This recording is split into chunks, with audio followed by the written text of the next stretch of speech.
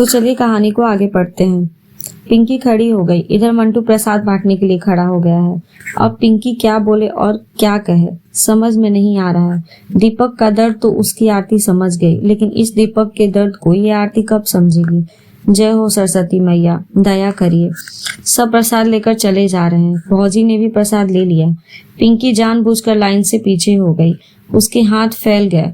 जानबूझकर मंटू ने पिंकी के हाथ से हाथ सटा दिया। पिंकी हाथ खींचकर मुस्कुराने लगी। मंटू के भीतर झुरझुरी सी उठ गई, मानो सारा प्रसाद उसे ही दे देगा। एक मुट्ठी में 4 मुट्ठी के बराबर। बगल के एक बुजुर्ग ने डांटा, हाँ हाँ कम प्रसाद दो, अभी तो बहुत लोग बाकी है। मंटू कैसे कहे कि जिसे पूरा दिल दे दिया उसे कम कैसे दिया जा सकता है।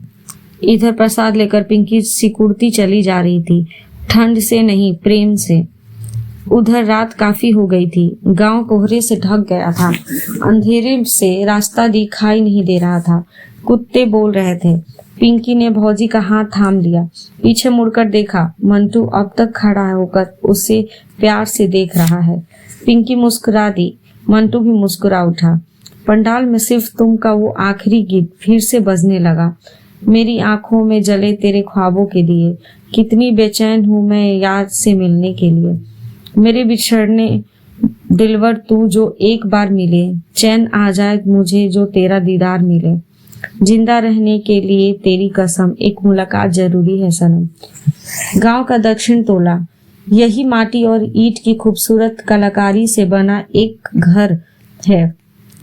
घर के आगे खूब लंबा चौड़ा दलान और दलान के आगे बाउंड्री वाला से सटा एक बड़ा सा दरवाजा खड़ा है। कुछ साल पहले तक इस दलान की सुबह मानस की चौपाइयों से शुरू होती थी, दोपहर जवानों के रंगीन किस्मों से, और शाम होते होते छोटे बच्चों के खेल तमाशे शुरू हो जाते थे। अंधेरा होते ही नीम के पेड़ पर कोयल राग यमन गाने बैठ जाती। नन्ही गौरैया फुदकना भूल जाती। कबूतर न जाने किस देश से लौट आते। रात होते होते 3-4 कुत्ते इसकी रखवाली में भी भौंकने करने लगते।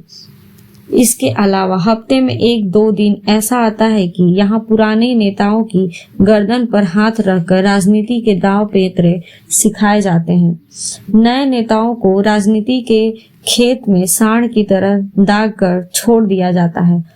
गांव के प्रधान हो या ब्लॉक प्रमुख, जिला पंचायत अध्यक्ष हो या फिर विधायक सांसद, चुनाव के पहले सबको इस अखाड़े में हाजिर देनी पड़ती है। लेकिन जैसे किसी चीज एक मियाद होती है, वैसे ही इस घर और दलान के सुनहरे दौर की एक मियाद थी। कहते हैं इस घर के मालिक जगदम्बा बहादुर सिंह के 3 लड़के इंजीनियर हो गए। गांव जवार मोहल्ला हल्ला हो गया। मास्टर साहब का तो भाग जग गया रे। देखते ही देखते लोग अपनी बेटियां ब्याहने के लिए इस दलान में दौड़ने लगे। तीनों की शादी खूब दहेज देकर धूमधाम से की गई। तीनों के बाल बच्चे शहर में पढ़ने लिखने लगे और धीरे धीरे तीनों ने चांदपुर आना जाना बंद कर दिया। बेटी तो थी नहीं, अपनी पत्नी लीलावती के साथ चांदपुर में रह गए। जग बहादुर सिंह का शरीर रोगों से घिरने लगा।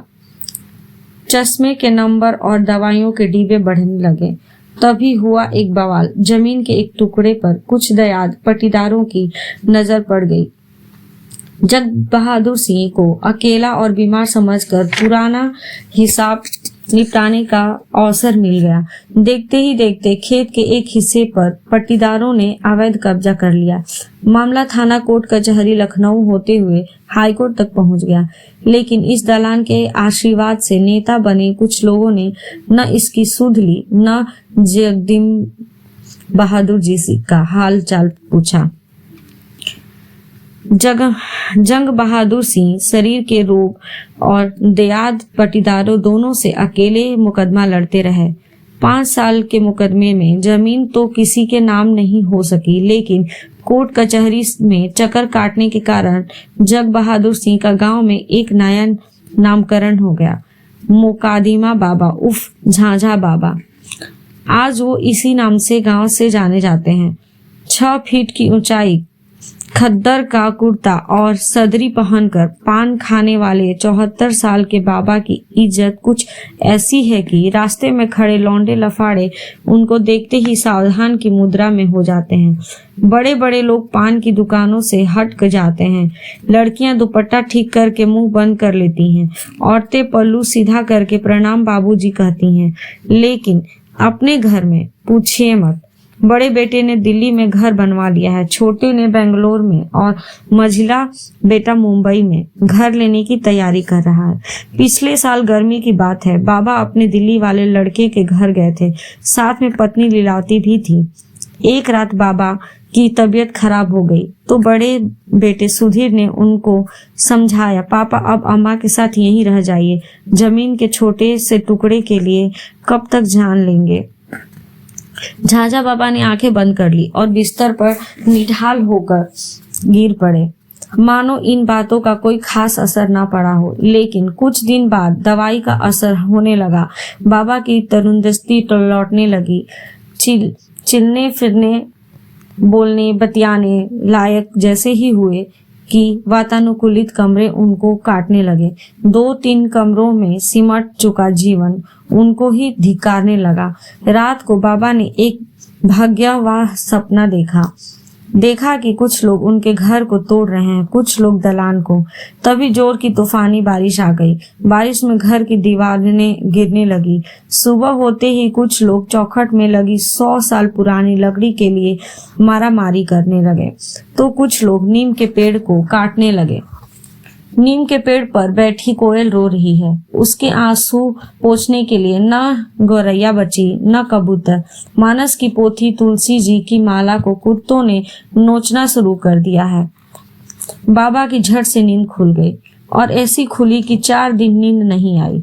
आखिरकार वो एक दिन आ गया जब बहू बेटे के ऑफिस जाने से पहले बाबा ने कहा, मर जाएंगे लेकिन अपने पुरखों की माटी, अपनी जड़ को नहीं छोड़ेंगे। हमारा टिकट कटा दो, हम चांदपुर जाएंगे। हुई आफत, बहू नाराज होकर ऑफिस चली गई। बड़े बेटे ने छोटे भाई को फोन किया, छोटे ने मझले को, मझले की वाइफ ने छोटे बेटे की वाइफ से झगड़ा किया और आखिरकार एक कंपनी में HR संभालते हुए सबसे बड़ी बहू ने खाना देते हुए फैसला सुना दिया, क्या करेंगे पुरखों की माटी लेकर? वही ना एक पुराना घर, एक आम का बगीचा, 4 बीघा खेत जो हर साल बाढ़ में डूब जाता है। हम तो कब से कह रहे हैं बेच दीजिए। हम लोग नौकरी करें कि जमीन का मुकदमा लड़ें कि आपकी दवाई करवाएं। बाबा चुप रह गए। क्या बोलते।